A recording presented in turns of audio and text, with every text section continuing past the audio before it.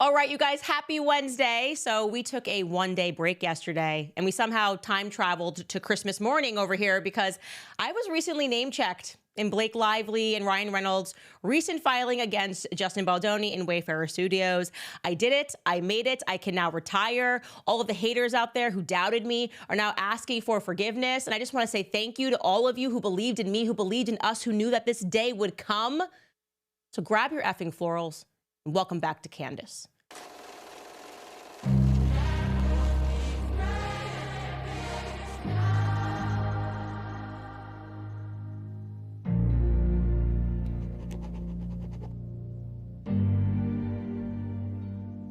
All right, so at first, let's just address the elephant in the room.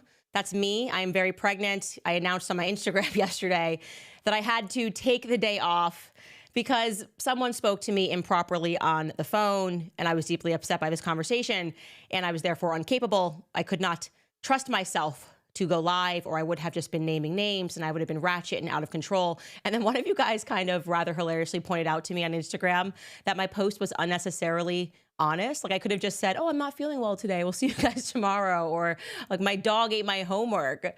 But clearly there's something wrong with me, okay? I'm now at the phase of pregnancy where I'm just like a toddler, just toddler honest, or like 89-year-old honest. You know, grandma, she says whatever she wants, like in Wedding Crashers. He's a homo. Like I'm there. Pregnancy does do this to people. And so, yeah, yesterday I got a phone call and it just sent me on a warpath. It was so crazy. Like, it wasn't even that serious in the retrospect, but I was just like, Suge Knight. I turned into Suge Knight yesterday, and I was just gonna thug some people and say things. I was like, stand by people too, like people that were just gonna catch stray bullets. I was like pulling up old emails that upset me, old text messages, like, and that person too. I'm gonna out that person too. And my husband's looking at me like, sweetheart, maybe just don't do your show today. Maybe just take a chill pill. And so I took a chill pill, guys. And that's why we had to go off air. That is the truth. And that's the new excuse going forward. That's the new way. We don't say our dogs ate our homework. We're just dead serious. We're just like, someone deeply upset me and I cannot perform my duties today. Anyways, I am better now. I'm happy now. I'm more than better because we did it. Like I said, I am not involved in this lawsuit, or at least that's what my lawyer kept telling me. Oh no, you're not a party to this lawsuit. Well, joke's on him, because I have now been name checked in this lawsuit. So let's back it up and I'll explain how we got here. I'm just giddy with so much joy right now. So Judge Lehman, don't forget, the parties all met, kind of a preliminary hearing. It's just the lawyers met. And Judge Lehman of New York instructed both of the parties of the suit to submit a proposed protective order. I think the deadline he gave them was March 10th for a proposed protective order, because both teams agreed that some kind of a protective order would indeed be appropriate for this case to protect confidential information. Now, as we reported, Brian Friedman and Wayfarer wanted essentially a model protection order, which is indeed standard. It's just a standard protection order. But on the 20th, which was, I think, last Friday, Blake's team filed for a slightly modified type of protection order that would include increased protections to third parties. Now, we covered this filing. I told you that essentially what was buried in it was what I would describe as the Taylor Swift clause. I'm just calling it the Taylor Swift clause, essentially allowing the respective lawyers to just deem anything that they want attorney's eyes only, right? So they're like, they get a document that, and they're just like, you know what, this one, you can see it, Brian, but it's attorney's eyes only. You can't show that to anybody else. So it's really important that you guys understand this differentiation. Like, we have to distinguish between the two, what a standard court protective order is and what Blake Lively's team is asking for, which is an attorney's eyes only designation. So the standard model one is, which is it's referred to as a model protective order, a court model protective order, is something that they had previously agreed to. It just means keeping some of the material that will come out through the course of a high-profile lawsuit away from the general public, most importantly because it's just irrelevant, stuff that has no bearing on the legal consequences of the case, but might unintentionally stir the public. Example, They subpoena my financial records because I'm alleging that something was done that led to severe financial consequence in my life. So the other side says, okay, we're going to subpoena your financial records. And in the process, they become privy to things that might embarrass me, like the fact that yesterday when I was in a bad mood, I ate 2 bagels in the morning. I did. I had 2 full bagels in the morning. And that's just public fodder. You guys don't need to know that. It's deeply embarrassing. And a standard protective order would keep how many bagels that I ate yesterday morning out of your eyes and ears. It's just not for the general public. But of course, the opposing side to the suit, plus the witnesses and the jurors, would be able to see that sort of information. Okay, so that's just like too much for the public. But yeah, we've got this because it's relevant to the case. Her financial records are relevant to the case. So attorney's eyes only is a different designation. It's essentially a request for documents that could indeed be extremely relevant to the case. And they're saying, we only want this to be shared between the attorneys, not even with the parties to the suit. So that means, Brian Friedman can see it, their lawyers can see it, but we're talking like not even Melissa Nathan or Justin Baldoni could see it because it might be very damaging to third parties. So to give you an example, if Brian Friedman subpoenas Taylor Swift's text messages, wink, wink, that's what I want. That's what I want to see. And it reveals that actually Taylor Swift was LOLing with Blake Lively about being a dragon. She was like, yeah, I'm a dragon. Rawr. And she was like plotting the takeover of the movie because she's bored and it's Tuesday and Joe Alwyn isn't responding to her text messages anymore and she's already finished her album. Well, Blake Lively's team is essentially requesting the right for their attorney to just designate that AEO, attorney eyes only, because that might unfairly harm the reputation of Taylor Swift. So to be clear, if the judge actually grants that kind of a protection order, the attorneys would become the judge of what exactly could be designated AEO. Does that make sense? I hope that makes sense. I used a lot of examples there that were very strong examples. So let's revisit the language from Blake's initial filing asking to strengthen the protective order. So they filed this on February 20th, like I said, and it says the proposed PO differs from this court's model PO primarily by adding the following: an attorney's eyes only category, which applies to confidential discovery material of such highly confidential and personal, sensitive, or proprietary nature that the revelation of such is likely to cause a competitive, business, commercial, financial, personal, or privacy injury. Specific examples of categories of discovery material that may qualify as confidential or AEO discovery information in a case of this nature, including, for example, previously non-disclosed information unique to the entertainment industry, such as, for example, creative ideas or client relationships or information of a personal or intimate nature in a case involving high-profile individuals and allegations of sexual harassment. Okay, so that's what they were alleging. This is really to protect these third parties, but they're also kind of saying that people are high-profile, but also kind of trying to slide this idea that we're also protecting these because these are other victims of sexual harassment, which would be included in this. That's why we should definitely do this. So what ended up happening was yesterday, Justin Baldoni's attorneys got back regarding that filing, and they basically called them out, as they always do. And I'm going to show you what they said. They said, given how actively the Lively parties have publicized and litigated Ms. Lively's claims in the media, we are surprised to now learn how vehemently she wants to prevent the public from accessing material and relevant evidence. The Lively parties provided the New York Times with Ms. Lively's otherwise confidential administrative complaint filed with the California Civil Rights Department and thousands of pages of original documents, including text messages and emails. So that's kind of like a pretty strong argument because they're saying we're just like to remind the public that it was clearly her team who leaked private text messages and leaked emails without any due process at all to the New York Times. So why are they coming at us pretending that like, oh, such a thing could potentially ruin careers when it seems like that's exactly what you were doing when you released these messages that only you had? Obviously, only you had them. And you're alleging that you received some of this via subpoena, whatever it is, but this was handed to the New York Times. They then go on to say that Ms. Lively's counsel and spokesperson routinely attempted to rehabilitate her tarnished image with making bold statements to the press, such as characterizing the Wayfarer parties as quote unquote another chapter in the abuse playbook, or trying to convince the press that her amended complaint saves her meritless claims by referencing other purported victims, although she fails to name a single one. Worst of all, in a planned skit on NBC's Saturday Night Live 50th anniversary special, which attracted 15 million viewers, Miss Lively's husband, Ryan Reynolds, stood up and made a joke about her claims for sexual harassment and emotional distress. Yeah, it's a pretty strong argument. Now you're saying like anything being revealed to the public would be too much, but weren't you guys the one that like made like a whole movie, Deadpool, about what was happening? Your whole thing was a publicity tour. You know, it's giving like a never-ending publicity tour, but I want my privacy, Meghan Markle type vibes. Like, is there a little bit of a conflict between the words coming out of your attorney's mouths and your actions? That's what he is asking. And I want to say this, what he should have included, since I have now appointed myself a lawyer in this suit, not just a party and not just somebody who's a victim, but also a lawyer to the suit. I'm everything.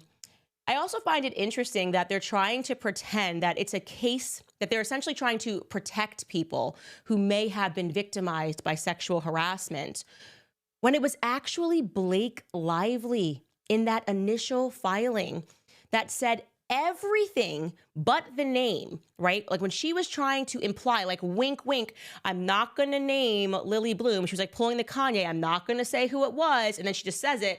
She's like, I don't want to name anybody else in the suit. But if you actually go back and review her initial filing from December 31st or December 20th, also her CRD complaint, she lets us know that it is Isabella Ferrer. It's almost laughable. I mean, look at this point 54 from her original filing. Mr. Baldoni added a detailed scene to the film in which the underage version of Miss Lively's character, Lily, loses her virginity. In both the book and the script, there was no sex scene. Instead, the details about this moment were left to the audience's imagination, but Mr. Baldoni added in considerable details, including both dialogue between young Lily and her boyfriend about the loss of her virginity, as well as a simulated sex scene in which Mr. Baldoni filmed and included in his initial cut of the film a close-up of young Lily's face accompanied by an audible gasp at the moment of penetration. Miss Lively was informed when this scene was shot. After Mr. Baldoni called cut, he walked over to the actor's chair and said, I know I'm not supposed to say this, but that was hot. Did you two practice that? We know that's Isabella Ferrer. Like, it's ridiculous. Then another point in the suit, she mentions a mutual friend, a quote unquote, another female cast member that's friends with Jamie Heath and Justin Baldoni. Liz Plank. She's basically saying everything. She's like, it's schmiz schmank. It's schmiz schmella Ferrer, Schleller. I'm not going to tell you who it is, but it rhymes with schmiz schmella schmerer and sliz slank. That's all I'm saying. So it's ridiculous for her to pretend that she was trying to protect these women. She was desperately trying to signal to the public by dropping not even Easter eggs, just pointed blanket statements like that. So it's a crap argument. The point of this filing is supposed to be for Taylor Swift. Again, I'm showing you that point when she talks about Liz Plank in her filing, making it very clear. It says here in point 10, on May 24, 2023, Ms. Lively confided in a text to a woman who was a mutual friend of Mr. Baldoni and Mr. Heath. Quote, I was going to invite you to set tomorrow. These people, whoa, it's like HR Nuts Day, the both of them. I wasn't expecting that turn. I mean, it's been present today, but I came home and cried. And so she talks about how she's creeped out, whatever it is. I don't want your male gaze or your words or your tongue or your videos or your naked wife. Yeah, it's shocking, clowns. And Liz Plank obviously was friends with Jamie Heath and Justin Baldoni because they had the podcast together. So it's very obvious who she is referring to in all of these filings, and it is just pointedly ridiculous that she's pretending that the nature of these filings has anything to do with sexual harassment or sexual abuse, and rather has to do with her trying to protect Taylor Swift. Okay, so anyways, getting back to the response to this. So now Blake Lively's, this gets to me. I'm coming up, guys. Hey, it's me. Hi, Mom. Look, I made it. We're getting here, okay? So they then file also yesterday, and they're basically arguing to their argument. They're saying, like, actually, here's the issue. it says the model PO. So essentially, again, that is what Brian's team is saying, that the court model PO is enough. We want nothing extra. And they're saying the model PO defines parties or parties as those who are parties to the action. It does not reference third parties or expressly apply its process to them. So they're saying it doesn't go far enough. Taylor Swift won't be protected. And okay, fine. I don't know if that's true. I'm not familiar with that language, obviously. But then they go on to say that the opposition ignores that the proposed PO would extend the right to designate materials as AEO to parties and third parties alike, some of whom have already faced online harassment, threats, and attempted intimidation. So she's like, we need to extend these third-party protections because some of these people are already getting threats and intimidation and they're being bothered online. Yeah, hey, genius lawyer, that defeats your whole argument. It means the public already knows who these people are, okay? So you're sitting here saying you got to protect them. We know who they are because of your filing. So if they're already being, like, if you file this order, it's not going to stop millions of people in the world from saying, Isabella Ferrer, you should speak up. It doesn't extend to the world. So it's making your argument moot. Again, she has terrible emotional lawyers who don't think through the arguments that they're making. And then it says, counsel for Wayfarer parties recently this is always the emotional plea. They have to drop at least once in every filing that they're women. And it's making me sick, but it's fine. I'll read it. Counsel for Wayfarer parties recently publicly stated in an interview with TMZ that Wayfarer, Justin, and their representatives have no ill will nor vendetta against anyone who speaks up in any circumstance and have firsthand experience with and empathy for the struggles of going against incredibly powerful individuals. The moving parties respectfully suggest that the Wayfarer parties can actualize those professed goals, that is, to facilitate the pursuit of truth and to empower third parties, including the victims of sexual harassment, to stand up to incredibly powerful individuals. I find this to be hilarious because they are doing the exact opposite. They are actually protecting incredibly powerful individuals. Like I said, I see right through this. This is the Taylor Swift protection order. I'm not calling it anything different. It is a Taylor Swift protection order. She's a very powerful person. It is her who will have her brand hurt. It is her is the only relationship that they want to actually protect. Like I said, everyone else was just on the chessboard. They will ruin Isabella Ferrer for sport. They will ruin the career of Brendan Sklenar. They don't care about that. They don't care about Liz Plank. I mean, really, do we need an expert on what a bromance is? These people were just like useful idiots to them. But Taylor Swift, for a narcissist, for two narcissists, they're like, that's what we want. We love power. We love feedback. We want to save this relationship. So we're going to file this, pretend it has something to do with something else so that we can then go to her and say, we got you, babe. I got you, babe. It's totally fine. Then they go on and they start to argue about the specific tenets of paragraph 9 of the model PO. And they basically say that this designation is moot because if he's already said, basically Brian Friedman has already said that he doesn't believe Blake Lively and that she thinks that she wants publicity and that she's proven that she wants publicity. And so if we do the model PO, the two of us attorneys will have to go to the judge if we have a disagreement, because in the model PO, you guys can look at the documents. You can say, oh, this is Taylor Swift's text messages. The lawyers from both opposing sides come together, they look at the messages and they say, okay, let's not make this one public. And they agree. Well, her lawyers are saying they're never going to agree because Brian Friedman's just crazy. And so what then would happen is each time we'd have to go to the judge to make a decision. And that's just a waste of court resources. That's the argument they're making. It's a waste of court resources. Sweetheart, this entire lawsuit is a waste of court resources. Let's stop pretending that like this part right here is where it gets bad. The whole thing is a waste of court resources, okay? Until you guys scream uncle and realize that we're not going to let you out of this. We are wasting court resources. Let's not pretend that you care about that now. And here is where it gets to me. I'm so excited. The last paragraph. I can't believe it. Here it is. This is my big day. Is everybody watching? I just want to make sure everyone's watching. Everybody at home. It's me. Hi. Okay. So they wrote in the last paragraph, certain online content creators who frequently parrot the Wayfarer party's line, at least one of whom just so happens to be a client of Wayfarer's counsel, Brian Friedman, have used similar misleading accusations. So that little that little petty Betty was a mention for Perez Hilton. So they wanted to get that in there. They want the public to know that Perez Hilton, who has been covering this extensively, has a conflict of interest because apparently he was a client to Brian Friedman. But there's a little bit of dirt thrown on me here because I'm the only other person that gets mentioned. And I want to be clear. They said at least one of whom just so happens. So they're like kind of trying to signal like, oh, but Candace could be too. So let me clarify. I have never spoken to Brian Friedman in my life. And it hurts me deeply. As I said to you guys, like he and I are connected in the stars or something. Like, you know, he might be my brother from another mother. I've never spoken to Justin Baldoni. He's literally my cousin. Okay, so we're talking about a family that's been torn apart. We've never even met each other. We're a long lost family. So don't you try to put this little, ooh, maybe even other people, because then they mention me and they quote my tweet. And I'm not sure what argument they're making because I'm not sure what argument they're ever making because their entire lawsuit is just filled with contradictions. But they use my tweet and they say, late last night, which was what I said, I tweeted this, late last night while we all slept, Blake Lively and Ryan Reynolds filed a protective order. The guilty as sin couple is asking a judge to protect from the public some confidential documents and names that will be gathered in the discovery process. And then after they put my tweet, they write, predictably, the media outlets picked up the same narrative. Okay, yeah, but that's what you did. Like, what am I guilty of here? What am I guilty of here?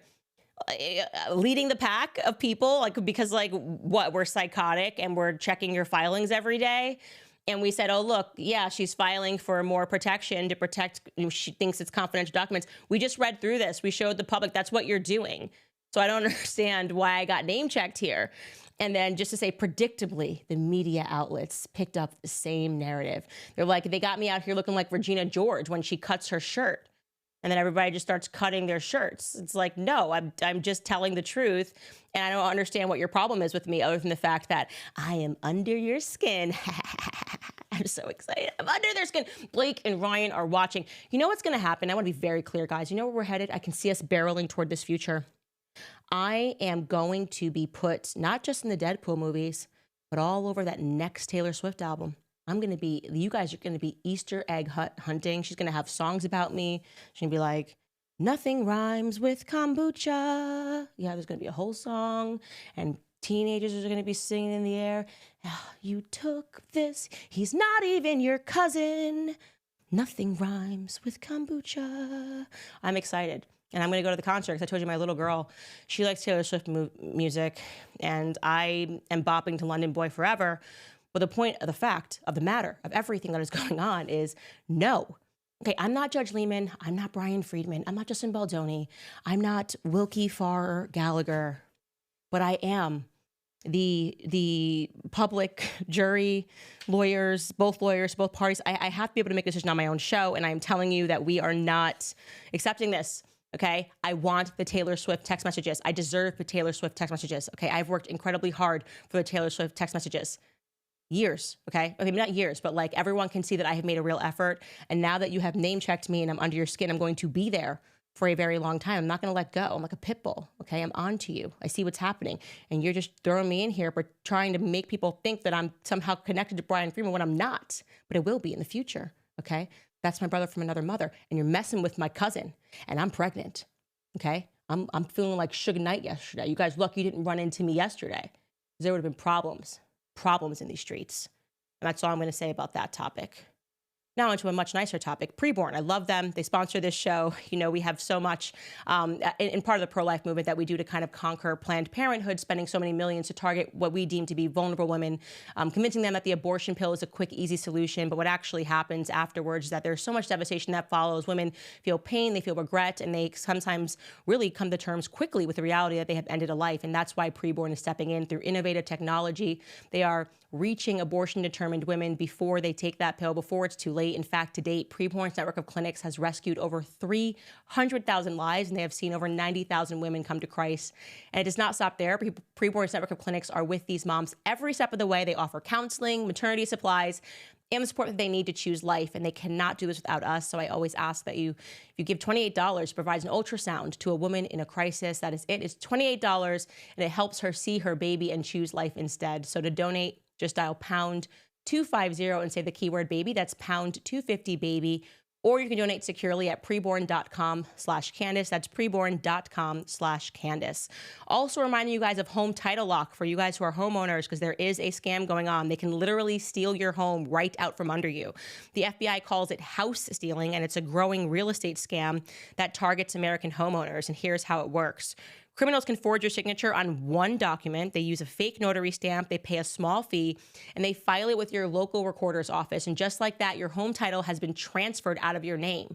So let me ask you, when was the last time that you even checked your home title? If you're like me, the answer is probably never, and that's exactly what these scammers are counting on, and that's why I trust Home Title Lock. Their $1 million triple lock protection helps keep your home and equity safe. With Home Title Lock, you'll get immediate 24/7 monitoring of your property, urgent alerts if there are any changes, and if fraud should happen, their U.S.-based restoration team will spend up to $1 million to fix the fraud and restore your title at no additional cost. And here's the best part. I've teamed up with Home Title Lock to give you a free title history report that you can find out if you're already a victim and access your personal title expert. A $250 value just for signing up. So go to hometitlelock.com and use promo code Candace250, or click on the link in the description. That's hometitlelock.com. Promo code Candace250 to get the protection and peace of mind that you deserve. Okay, guys, this also was going viral, and it's like fun. It's just funny and weird. People are just being weird now. I know what happens. People go down to DC, we get these people into office, and they just start getting weird. And one person who's gotten a little strange is Dan Crenshaw. So we should discuss him all together, because I think in my political career, I don't know that I have ever been more wrong about a person. And I pride myself on my gut instinct. So I'm hoping that something just happened along the line, because when Dan Crenshaw first appeared on the scene, he seemingly had it all, definitely checked all the boxes for conservatives, because we're like, he's a veteran and he truly sacrificed his health to defend the country. And he also seemed to have a really good sense of humor, and he wasn't exactly polarizing, which was nice. It was kind of nice to have a non-polarizing person. If you guys don't remember him, there was this notorious moment when Pete Davidson went onto SNL and he made fun of Dan Crenshaw because he had an eye patch. And then there was like a conservative backlash against SNL, and Pete Davidson came under like major heat. And rather than like adding to the hate campaign against Pete Davidson, Dan Crenshaw did this really cool thing. He teamed up with Pete Davidson and they did a skit together on SNL. And it just felt nice. It was like, okay, we can like take a brief pause on hating each other, and we can all agree that it's cool that they have come together. And I don't know what's happened since. I feel like that's where he peaked. And I was thinking at that time he was presidential material. I was wrong, very wrong. You don't get it right all the time, but you don't always get it that wrong. And I got it that wrong, okay? So fast forward, for those of you that don't follow conservative politics that much, he just started getting angry, okay? And I mean, like, can't answer a basic question about your ideas without snapping on people angry. And I'm going to give you an example of that. There was this town hall, a Tea Party town hall, and this young teenage girl asked him a question, as you are allowed to do at town halls. You're supposed to ask politicians questions. And she was particularly concerned about something that he had said on a podcast about Jesus Christ and whether or not he was a hero. So just look at how young she sounds and looks and how politely she asks the question, and ask yourself if Dan Crenshaw's response makes you comfortable. Take a listen. Crenshaw said, quote, "The most important thing here is that we have important hero archetypes that we look up to. Jesus is a hero archetype, Superman is a hero archetype. Real characters too. I could name 1,000. Rosa Parks, Ronald Reagan," end quote. I can't wrap my head around this. Well, I'll help you. Put a period after the word Jesus and don't question my faith.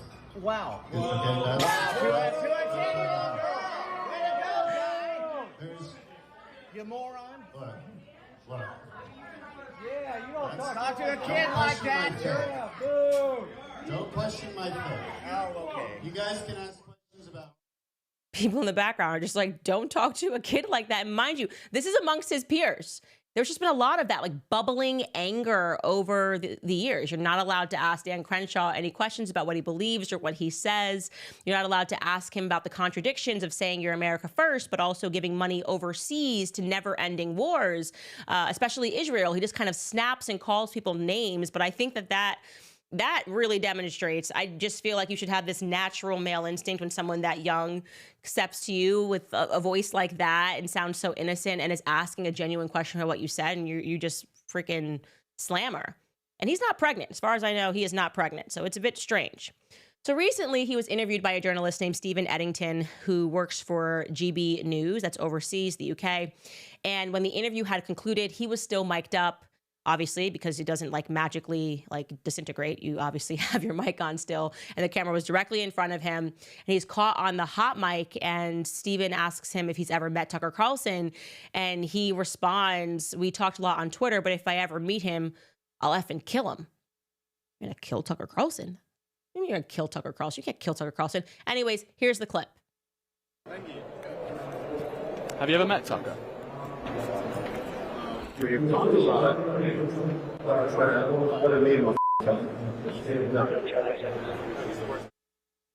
Okay, and so was he joking? Well, Stephen Edgington, the journalist, said that he was not. He shared that clip onto his X feed. Then he deleted it thereafter. But at the time that he shared it, he said that he kept receipts of the remark, and he also claimed that Crenshaw told him when he laughed, which we didn't get to see, that he wasn't joking. Like he's just going to kill Tucker Carlson, which is like, it's a bit extreme.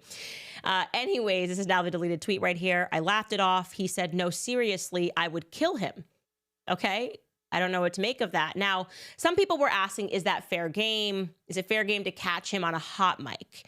And those people clearly have not been following Dan Crenshaw, because there doesn't need to be a hot mic around, okay? This is who he now is in public. He represents himself as someone who's really angry, who just wants to maybe hurt people physically to get that anger out. And I'll give you another example. There was a time that he freaked out when someone questioned him regarding a spending bill. Take a listen. I don't know if you saw this, but someone had put out a tweet saying Dan Crenshaw is pushing for this bill because it includes a 40% pay raise for a member of Congress. And Dan Crenshaw had recently been complaining that, like, oh, we don't make enough money. We're like destitute. I want to quote it exactly because it's just hilarious. So he responds to this guy on X and he says, "You lying piece of but hey, whatever gets you pathetic bottom feeders clickbait, you incel." So now if you're against Dan Crenshaw's spending bill, you're like an incel or something. You don't have enough sex, yeah. Dan Crenshaw obviously is not emotionally prepared to lead anything. He's out of control. And I think that he's a really volatile person. I hope he gets help. I mean that. But, you know, he's also a pretty sinister person, I would say, whose priorities are not aligned with his party's voters, but also have kind of nothing to do with the United States. I feel sorry for Dan Crenshaw. I've had conflict with Dan Crenshaw. I felt like he was emotionally out of control. And so I feel sorry for him. But I also think it's not just him. It's a lot of the leadership of that party just doesn't put the United States first at all. Like, fair critique. I don't know if you guys are comfortable with that, but I don't think that any sitting congressperson should be responding with such volatile and anger and like wanting to challenge people to fights if they have a disagreement or a question about a spending bill. Like, that's literally why you're elected. People are allowed to question you and question how you're voting. That's how politics work. And if you're ill-equipped emotionally to be able to respond to those questions, maybe you shouldn't be in Congress, obviously.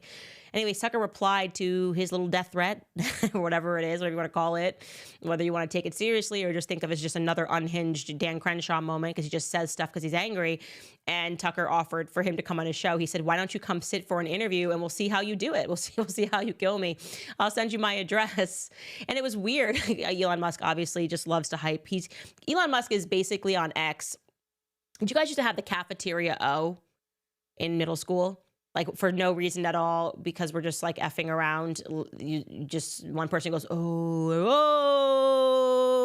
just to like hype. That's Elon Musk on Twitter. So he's just hyping a fight. He's like, why is he homicidal against Tucker Carlson?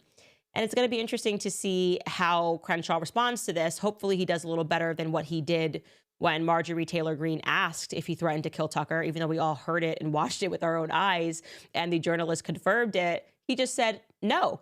Marjorie Taylor Greene said, "Did you threaten to kill my friend Tucker Carlson?" And Dan Crenshaw just said no. And I respect that. I respect it because when politicians lie, they do it so boldly that you do have to have a little bit of respect for that level of lying. Like, you did not see or hear anything. Anyways, you guys, just wanted you to know that this seems to be boiling over. This is a little montage of Tucker Carlson and Dan Crenshaw. It's been happening for years. They don't like each other, but I think things are really reaching a fever pitch. Take a listen. Dan Crenshaw cannot be a congressman again. You just can't. It's just too insulting. Why is it that Republican states tend to have the least sincere Republican? Dan Crenshaw, apparently still a member of Congress. And the next time Dan Crenshaw stands up and says, but you don't understand the threat, shut up, Dan Crenshaw. Just about had it with you. Neocon Congressman Dan Crenshaw, the Nikki Haley of Texas. The single most left-wing member of Congress I've ever met personally is a Republican from this area who has no interest in the United States whatsoever and does not even pretend. I'm not going to name names. Yeah, it's Dan Crenshaw, the most liberal, most left-wing person I've ever met. And so they're easily bullshit by the posturing jackasses in Washington. That's why Dan Crenshaw has a job. You, Dan Crenshaw, you're the one whose own children languished and died while you focused on the neighbor's kids. That person is an enemy of everything that you voted for. I just love the part there where he just says, I'm not going to name names. Then he's like, Dan Crenshaw. Like, he's just like, pull the Connie. I'm actually going to say it's Dan Crenshaw. And I totally agree with this. And I love people who have the courage to critique their own side or what's supposed to be our own side. It's why I love Tucker Carlson. I'm a huge fan of Tucker Carlson because he remains principled, whether you like him or whether you don't like him. If you look throughout the years, he admits when he's wrong and he remains principled and he's willing to stand up when people don't find that opinion to be favorable. And I disagree with him. I think irrespective of how we feel about politics, Dan Crenshaw just seems to be having some sort of a mental breakdown. And it's been going on for a while. I've heard weird rumors about him flirting with the Turning Point USA girls at events, but I can't spill too much right now. My husband has me in timeout. I don't want to have to cancel the show again. Anyways, I wanted to show you guys one more clip because when I was in a really bad mood yesterday, Theo Von, it just appeared on my Instagram and I was cry laughing. I think Theo Von is hilarious. He has a very strange brand of humor. He just says things that are all over the place. Like, I don't know what's happening in the headquarters of Theo Von's brain, but it's I want to hang out there for a day to just see why he thinks the way he does. What was that quote he said that you were quoting, Skylar, about I like raisins because they're grapes that have been through shit? That's a Theo Von statement where you're like, what? Theo Von, what are you talking about? Anyways, give you the background of this clip before I show it to you. Theo Von, I would not categorize him as left or right. He's a comedian. He used to be on Real World Road Rules and a lot of game shows, and he does a lot of stand-up comedy, and now he has a podcast, which has grown very popular, and it's one of the podcasts that Donald Trump went on, which made it even more popular, where he just didn't really speak to Trump much about politics, and he spoke to him more about just like who he is as a person, which was much more relatable than hearing people who hate each other shout at each other throughout an entire interview. So I thought it was a very good move. And anyways, for that reason, Donald Trump invited Theo Von to the inauguration, which is funny. And Theo Von was sitting at the inauguration and his chair broke. I guess they had some ghetto chairs and Theo Von got lucky number ghetto chair, whatever. And the chair legs just gave out. So first I'll show you him falling in the chair and then I'll show you how he recaps that situation. Take a listen. Oh, it happened. It happened. I said it would. We gotta see here. We gotta see here. I got it on video. Okay, now listen to Theo Von describing what he now refers to as Chairgate. And you can take me all the way out of this. I just couldn't believe that I was sitting in there and I'm at they're doing the inauguration. And then the chair broke and I'm like, oh.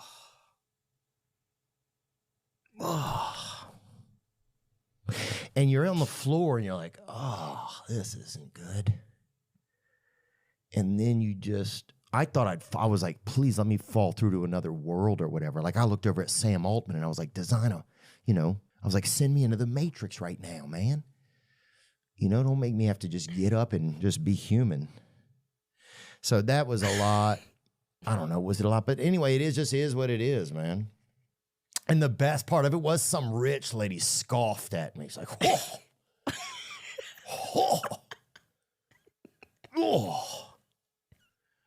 As if she had to watch one of her own dogs. Those people that are really rich, they have someone else walk their dogs.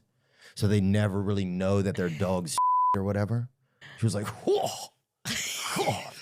She like grabbed her husband's arm or something. I'm like, man, you got it right. You sitting in the wrong section. You in section 8, boo-boo. These chairs busted as hell, brother. It's just so good. Oh. Oh.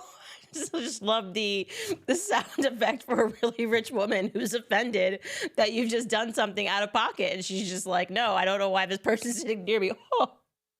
You're in the back, lady. You're in section 8. Respect, Theo. I gotta tell you, that literally put me, I watched it like 10 times yesterday. Watched it. It just puts me in a great mood. So I just had to share it with you. I had to sprinkle some good mood on you guys because it's Wednesday, it's hump day. You're almost at the halfway or more than the halfway point of the week. And Theo Von is just really random. So, tell you guys about American financing, and then I'll jump into some of your comments. Okay, I know the average person today is feeling the financial strain more than ever. Expenses are up, wages aren't keeping pace, and many people are finding it nearly impossible to make ends meet. Not the person, the rich lady in front of Theo Von, but the rest of the world. With little left over after covering the basics, it's no surprise that many are resorting to credit cards just to get by, often carrying high balances and interest rates in the 20s or even 30s. So if you're a homeowner and you're stuck in the cycle of mounting debt, you need to call my friends at American Financing, because their salary-based mortgage consultants are saving homeowners an average of $800 a month, helping you put your hard-earned money back where it belongs. Plus, if you act now, you might be able to skip your next month's mortgage payment. There are no upfront fees, so it costs you nothing to find out how much you could be saving each month. It's time to break free from the stress of debt. Talk to American Financing today and take control of your financial future. Call 800-795-1210. Again, that's 800-795-1210, or you can visit americanfinancing.net/Owens. That's americanfinancing.net/Owens. All right, guys, let's see what is on your mind. By the way, fun announcement. First and foremost, a couple announcements. There's going to be a new Shot in the Dark episode up on the website. That will be episode 12, the polio vaccine. That's a really important one for parents to watch, because that's the one that they do all of the dramatic, like, we cured polio, and like, do you want polio to come back? Woo! Lies, misrepresentations, girlfriend. Let me tell you, please watch that episode. If you watch no other episode, watch the polio vaccine episode. You are going to come out of it shaken, because that is always the one that people on autopilot about vaccines say, oh, but what about polio? Which, by the way, we've all been there. I'm not judging you. Like I said, if I didn't get personally injured from Gardasil, I would have been one of the people going, but man, polio, what about the polio? We cured polio. So that will be up. Also, guys, if you're watching this live on YouTube, subscribe. We're so close to 4 million subscribers. I just feel like we can do that. Everyone watching right now, hit and get me to 4 million so we can celebrate and drop a new Candace cup. And thank you for all of you guys who were at the book club yesterday. We meet every 2 weeks, and it's been amazing. I absolutely love it. It's a totally different vibe. Way more chill, and it's just interesting to talk about concepts and to really be able to go down the rabbit hole and be a conspiracy theorist in the comfort of our own little book club. Also, what else did I have? I think I had one more announcement, but I can't remember it. Oh, I have solved the little legal hurdle that was making me have to kind of delay the Harvey series until it got figured out. Hopefully tomorrow, definitely tomorrow, I can tell you a lot more about that series, more about the phone calls that I've had with him. So I'm really excited to spill on that and start activating the TikTokers and the sleuth moms and sleuth dads to take a look back into that case. Okay, let's get into some comments. We have Jesse who writes, Candace, I shot you an email. I'm $400 confident it's worth your attention if you see this. Absolutely love your show, and congrats on the new CBS deal. Hope to chat soon. That CBS deal is fake. I don't know why people keep saying that. That me and Megyn Kelly did not sign a deal with CBS. There's like these Facebook accounts that just like create memes and they pretend that it's like breaking news and it's never happened. So that's not happening, unfortunately. I will be continuing to speak to you guys on my podcast where I'm comfortable and happy. Dahlia writes, Cousin Candace, are Lively and Reynolds name dropping you because they're shook by your ability to stir the pot without breaking a sweat? Or is this their slick way of asking you to narrate the Netflix doc? I don't know. I don't know what they're thinking, but I was excited. I was very excited. Like I said, I believe the purpose of that was just to kind of throw a little dirt, to try to imply something like, oh, there's probably something there with Candace. She's got to be working for someone. And it's like, no, guys, there's no conspiracy, okay? I'm interested in this case because I really think Blake Lively sucks, and I think Ryan Reynolds is a bully, and I have just written myself into this narrative. I wrote myself into this narrative. I'm not going anywhere. This is where I belong. This is where I feel at home. Hi, Mom. I made it.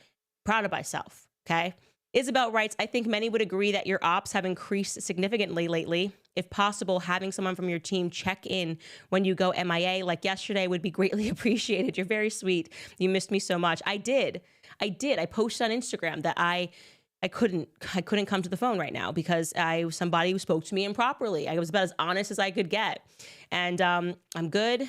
It was just a rare Suge Knight breakdown.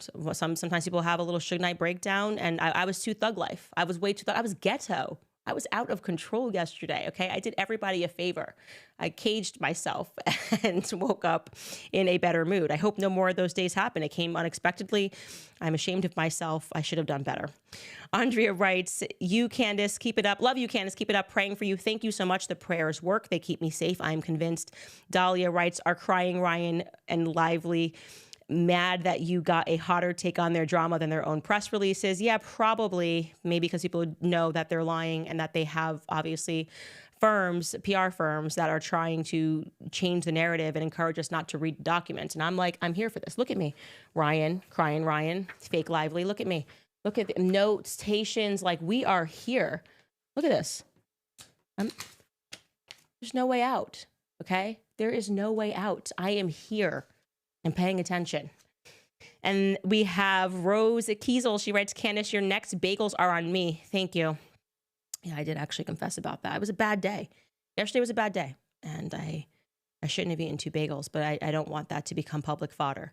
So I don't want to mention it anymore beyond this episode, okay? Don't talk to me about these bagels anymore, guys. Scott Cooey writes, Candace, can you shed light on what Israel is doing in South Syria? Or, of course, the mainstream media is not covering it.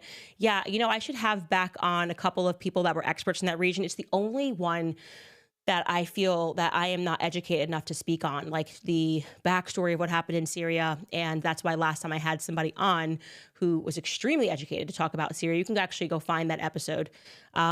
And I think he did recently message us and say, can I come back on the show? So we should definitely do another deep dive on everything that's happening in the Middle East. I have just, it was Scott Horton. If you're looking for that episode, it was a sit down between me and Scott Horton, and I did most of the listening and he did most of the speaking. And it was just very educational for me because, I don't claim to be a geopolitical expert, and I try not to speak until I know more about the backstory of certain things.